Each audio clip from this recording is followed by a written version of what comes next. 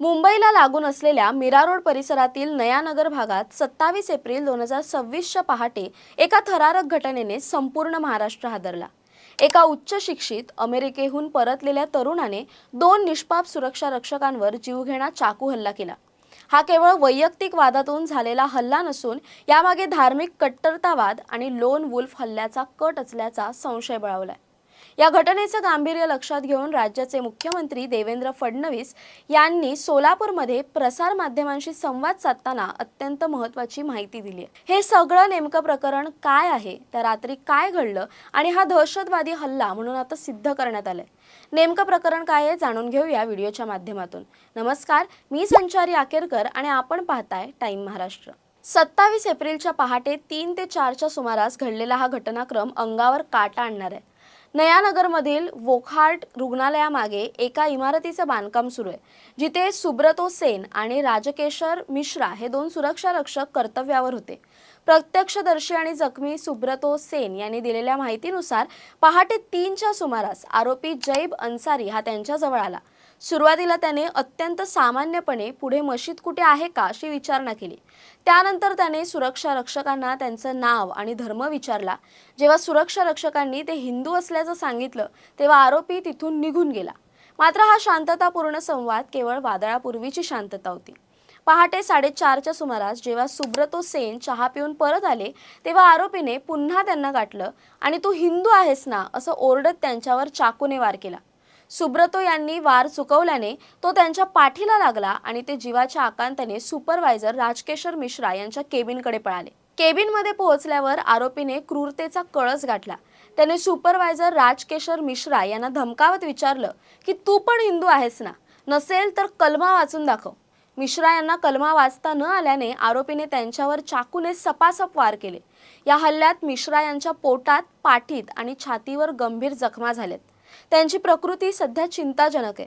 हल्ल्यानंतर रक्ताच्या थारोळ्यात पडलेल्या मिश्रा यांनी रडत आपल्या सहकार्याला फोन करून मी मरेन, मी आता वाचणार नाही असं सांगितल्याचे सुब्रतो सेन यांनी नमूद केले। आरोपी अन्सारीने केवळ धर्माच्या नावावर आणि पीडित व्यक्तीला कलमा वाचता येत नसल्याने हा हल्ला केल्याचं प्राथमिक तपासात स्पष्ट झालंय, ज्यामुळे या प्रकरणाला आता जातीय आणि दहशतवादी वळण लागले।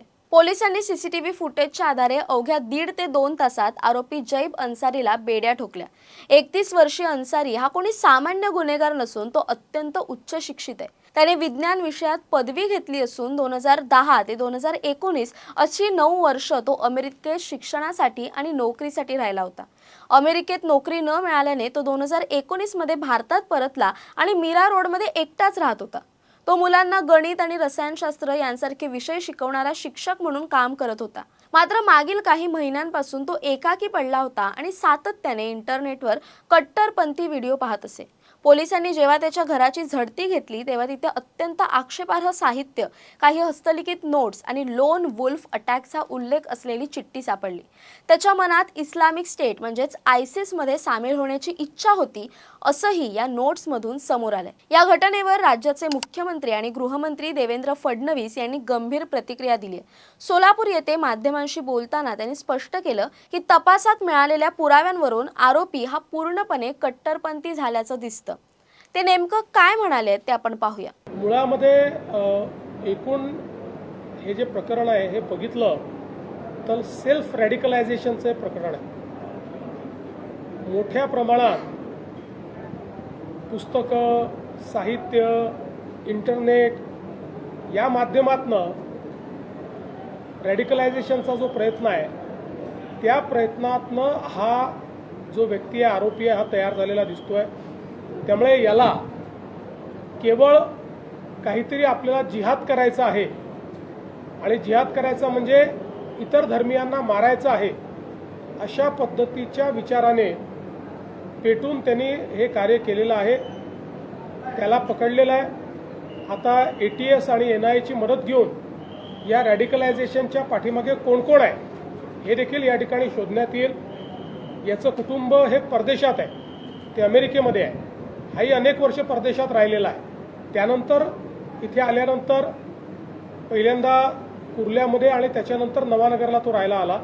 त्यामुळे आता याच्या पाठीमागे कोण कोण आहेत, याच्या लिंकमध्ये कोण कोण आहेत अजून कोणी असे रॅडिकलाइज झाले आहेत का, या सगळ्या गोष्टी ज्या आहेत त्या आता तपासामध्ये पुढे येतील. अन्सारीच्या घरातून जप्त केलेली पुस्तकं आणि कागदपत्र यातून त्याचा दहशतवादी विचारसरणीकडे असलेला कल स्पष्ट होतोय. फडणवीस यांनी असं देखील सांगितलं की या घटनेचा तपास आता स्थानिक पोलिसांपुरता मर्यादित नसून महाराष्ट्र ATS आणि राष्ट्रीय तपास यंत्रणा यांचीही मदत घेतली जाते. हे कृत्य एखाद्या मोठ्या जाळ्याचा भाग आहे का, किंवा अन्सारीप्रमाणेच इतर कोणी तरुण अशा प्रकारे कट्टरपंथी बनले आहेत का, याचा सखोल शोध घेण्याचे आदेश त्यांनी आता दिलेले आहेत. सध्या आरोपी जैब अन्सारी पोलीस कोठडीत असून ATS त्याची कसून चौकशी करते. तो अमेरिकेत असताना कोणाच्या संपर्कात होता आणि भारतात आल्यावर त्याला कोणाचं मार्गदर्शन मिळत होतं हे शोधणं आता पोलिसांसमोर मोठं आव्हान आहे. मीरा रोड परिसरात या घटनेमुळे भीतीचं वातावरण असलं तरी पोलिसांनी कडक बंदोबस्त तैनात केलाय, शांतता राखण्याचं आव्हान केलंय. सुब्रतो सेन आणि राजकेशर मिश्रा यांच्यावरील हा हल्ला केवळ 2 व्यक्तींवरील हल्ला नसून तो समाजातील सौहार्द बिघडवण्याचा प्रयत्न असल्याचं तज्ज्ञांचं मत आहे. आता सर्व लक्ष ATSच्या तपासाकडे लागले, ज्यातून या जिहादी विचारसरणीच्या मुळाशी पोहोचता येईल. या घटनेने पुन्हा एकदा पहलगाम येथे झालेल्या घटनेची आठवण करून दिली. दरम्यान या घटनेबद्दल तुमची काय मतं आहेत कमेंट करून नक्की कळवा. तसेच अशा नवनवीन व्हिडिओजसाठी टाइम महाराष्ट्राला सबस्क्राईब करा. धन्यवाद.